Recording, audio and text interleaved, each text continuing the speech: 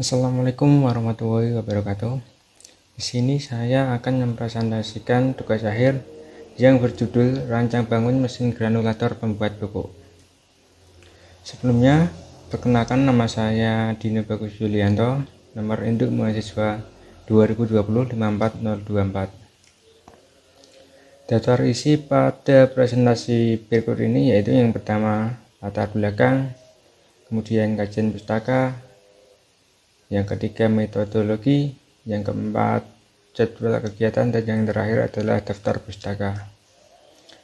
Latar belakang pembuatan tugas akhir yang berjudul Rancang Bangun Mesin Granulator Pembuat Pupuk ini adalah yaitu penggunaan pupuk kimia berlebihan secara terus-menerus yang dianggap mampu meningkatkan kesuburan tanah oleh para petani selama ini justru malah menjadi penyebab menurunnya kualitas tanah, seperti tanah menjadi keras dan keseimbangan unsur hara yang terkandung dalam tanah juga ikut terganggu.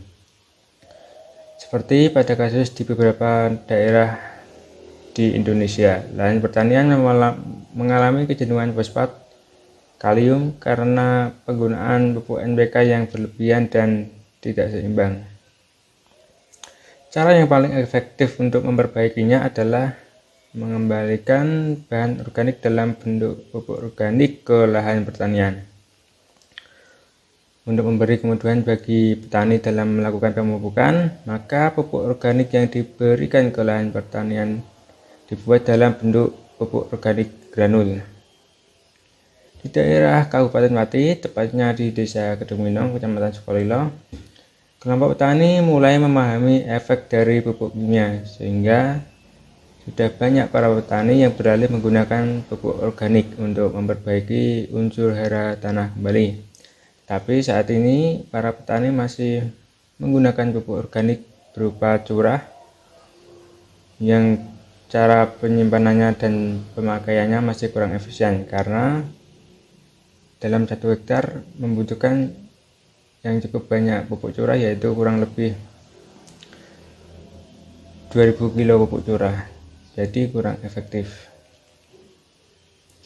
Kemudian kajian pustaka. Pupuk organik granul adalah pupuk organik yang kita buat dari bahan alami dan sisa-sisa makhluk hidup atau kotoran hewan, biasanya terbuat dari kotoran kambing, kotoran ayam, atau kotoran kelelawar atau guano yang diolah melalui proses pembusukan atau dekomposisi berbentuk bulatan kecil-kecil dengan ukuran sekitar 3-4-5 mm. Pupuk organik granul umumnya memiliki kepadatan tertentu sehingga tidak mudah untuk terkena angin, terbawa angin, dan hanyut terbawa air. Metodologi dalam pembuatan alat ini yaitu yang pertama merencanakan. Dalam tahap ini diputuskan tentang produk yang akan dibuat. Keputusan tentang produk tersebut tergantung dari trend study, order, analisa pasar, ekologi, paten, dan hasil riset. Kemudian yang kedua adalah perancangan. Faktor utama yang harus diperhatikan dalam merancang yaitu yang pertama, standarisasi.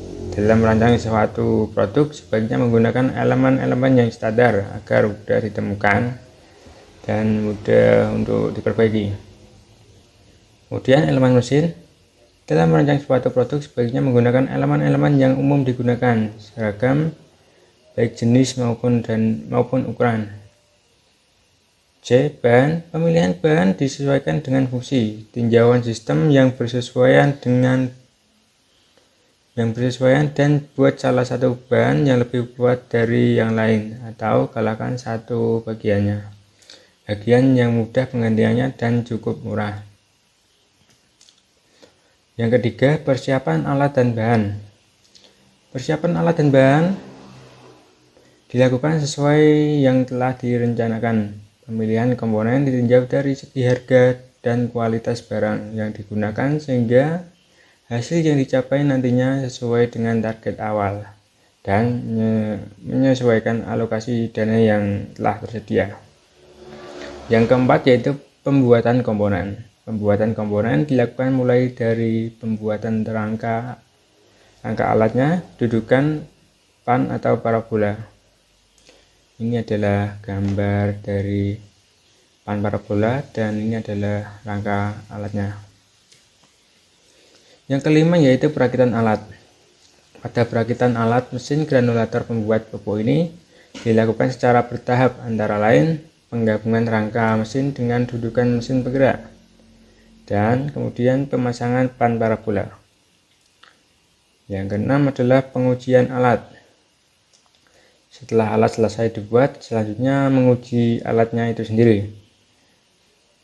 Pengujian alat tersebut nantinya akan dilakukan di Laboratorium Teknik Mesin Universitas Muria Kudus untuk mengetahui apakah sesuai dengan kapasitas yang diharapkan.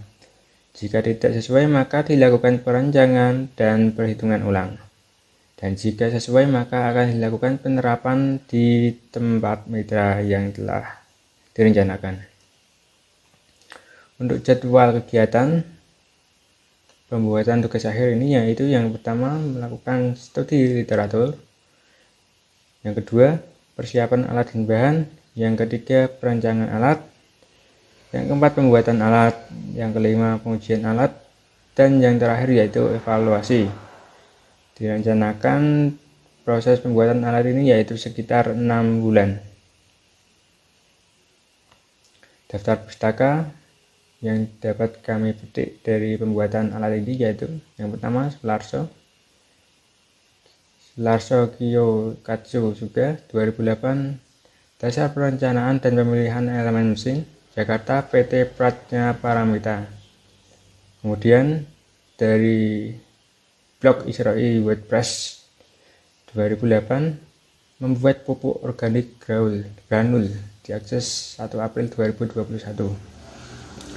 Kemudian yaitu Wikipedia, pupuk, diakses tanggal 2 April 2021.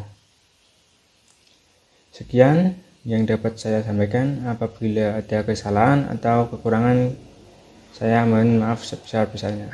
Wassalamualaikum warahmatullahi wabarakatuh.